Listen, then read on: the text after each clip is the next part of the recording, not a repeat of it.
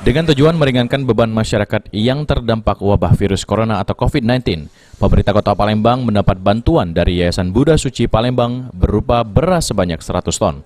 Penyaluran bantuan kemanusiaan tersebut dihadiri langsung Wali Kota Palembang, Wakil Wali Kota Palembang, Sekda Kota Palembang, Kapolrestabes Palembang, dan Dandim 0418. Wali Kota Palembang Harno Joyo mengatakan bantuan beras sebanyak 100 ton tersebut akan dibagi dalam 10.000 paket yang akan disalurkan ke 18 kecamatan sekota Palembang.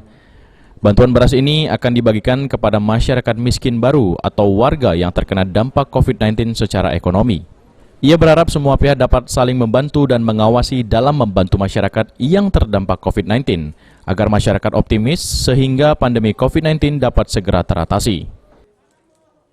Yang berada dari posnya masing-masing yang bekerja sama dengan RT, dengan RW, ini dapat didistribusikan dengan sesuai maksud kami tepat sasaran, sesuai dengan yang telah kita data melalui dinas sosial dari sejumlah pemerintah.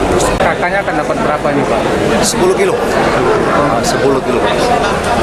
Mudah-mudahan kita prediksi bisa bertahan lah ya 20 hari sampai 1 bulan tergantung dengan jumlah namanya jiwanya.